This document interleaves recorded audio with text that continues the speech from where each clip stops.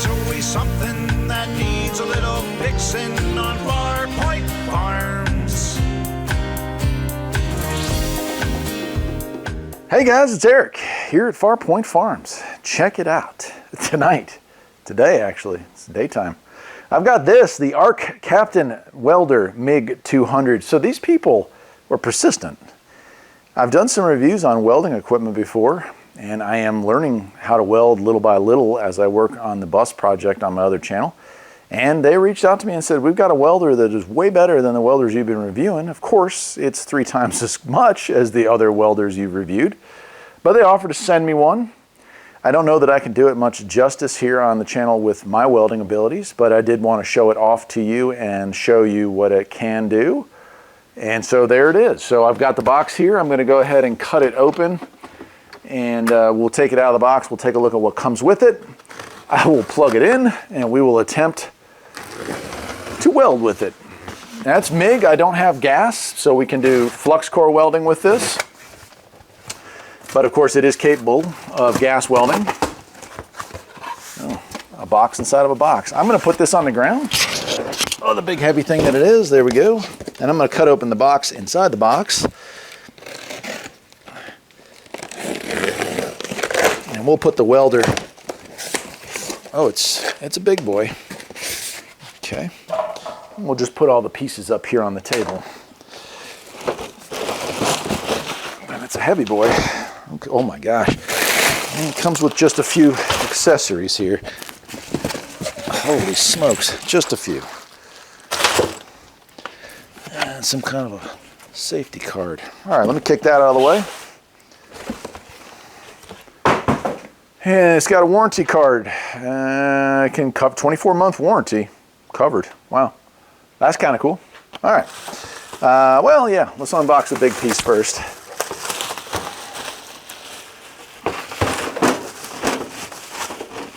She's a big girl. A Mig200. All right, and it is a 220, which I wasn't aware of. I thought it would do both, but it looks like 220 is where it's at. I do have a 220 plug here, so I will be able to do some welding. Wow, I'll have to be very selective as to where I sit. Oh, no. No. I don't have the right plug for that. Let's see, might have an adapter to go to 110. If not, I'll have to get a wired plug. We won't be able to test it out today, unfortunately. All right, we'll set this off to the side a little bit here, and let's see what else comes with. All right, gas fittings for our MIG gas. Oh, it does, thankfully. Okay, cool. So we do have a 220 to 120, or 240 to 120 converter. That is awesome. And we've got a variety of spare parts. Spare spindle pieces, spare nozzle, spare feeder. Wow, so it does come with a lot of spares. Here's our ground. Ground cable here. Nice. That hooks in there.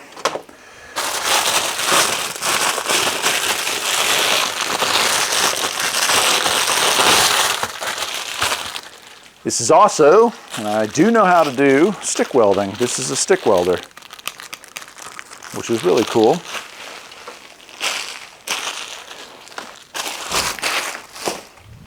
And lastly, our flux core slash MIG and wow, boy, this is significant stuff. A little more than I'm used to playing with, to be quite honest, so I hope I do this some justice. But yeah, here is our MIG wire, and look at that. Wire feed here, but also, I don't even know what some of that stuff is. Air, of course, air shroud, but I don't know what those 2 prongs are. So maybe somebody could fill me in on that. Again, I'm not a genius when it comes to this stuff. Well, let's take a look at the manual. It's like the cover is like a glossy waterproof type manual. Inverter welder, inverter welding machine Mig200, and 16 pages it looks like. No, far more than that. Wow, it has, okay, maybe I can learn how to weld by using this thing. So a couple things I love already. It has a wiring diagram that is something you just don't see, so you can effect repairs on your own if you have those skills. It also has a parts diagram on the back there. And so we're looking at 36 pages, spare part list, talks about transportation and storage. But I love it. Has some hints on how to weld, which I could always use some hints. Angles, backhand welding, 1/4 inch plate welding. All right, here we are at the front of the unit. Nice big carrying handle up top here.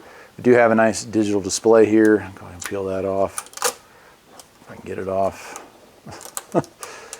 Maybe I made a mistake trying to take it off. There we go. There we go. And we do have our adjustments here. We also have our mode selects and buttons here, so we have all that going on. On this, ground looks like, there's plus, there's minus. That's our ground for when we're MIG welding. There is our main line where we have our feed wire. We have air. And we do have those other 2 electrodes. I'm not sure what this is. Screw that and see. Okay, 4-prong. Apparently you can add even more goodies to this as you go along. On the side, we do have our hidden container here, and it does not include a spool, but it does have, hey, here we go, polarity changes if we're going to do that, gas or no gas, and then what type of wires to use. I will hook some wire up. I thought I had some for this. It turns out mine is for a different material thickness. Like I don't have the right size wire for this and I don't want to screw it up, but I will do some stick welding with it just to show you that it works. It can even do, and you can't really see that, let me tilt that down a little bit. It can even do aluminum. Steel, stainless, and aluminum. Argon gas, no gas, Arco gas, CO2. So we do have some differences here. We also have polarity changes if you want to use it for the different stuff. Again, study that well if you are interested in owning this, because I can't really give you the information I would love to on some of this stuff. Very basic welder here. So we do have this here, which is our little roller for our wire feed. All right, so close that up. Take a look at the back here. And we do have our gas hookup here, on off switch. We do have a fan here. Looks like it comes with a serial number. And we do have some more information as far as what thickness and what not there. This, I would say, this unit here is a direct competitor to the titanium brand, I think it is. What's the green colored one from Harbor Freight? I'm not positive. But that's pretty much what this is going up against. We have your basic, which is your Pittsburgh, and that's what I've used. And then we have your midline, and then this would be your top of the line here. So that's really nice. This is a pretty competitive unit here. All right, well, give me a second. I'm going to put this thing on my brand new welding cart, which I just got not too long ago. I'm going to hook it up and get it ready to do some flux welding. We'll hit it with the flux. No, not flux. I'm going to, because I don't have the right wire. We're going to hit it with a stick welder and see if we can lay a nice bead with it, and that'll wrap up the video. Let's do it. All right, we've got mode select. Right now it's on MIG. We're going to switch that. We got MMA, which is what we're going to be doing, and then we also have TIG, MIG. Okay, we're going to MMA.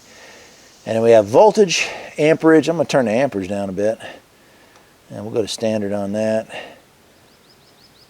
We'll go to maybe 80 amps. Okay, that looks about right. And let's give it a shot. Let me put my gloves and my helmet on. I've got a small piece of steel here. And we'll give it a little bit of a try. Sorry that I can't go more in depth, but I don't have the flux core for it. And I don't do gas welding here at the house. So, but yeah, let's give it a shot. Much better.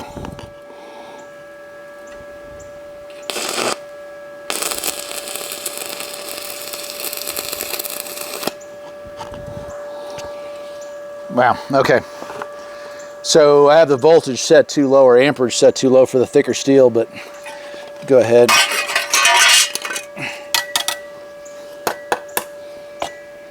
You can see that there. That did a beautiful weld there. These two are from this. This was practicing before I came on camera there, but those came out beautiful. Okay, so let's turn the amperage up a little bit.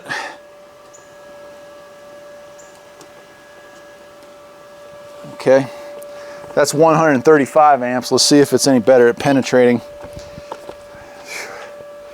this steel here.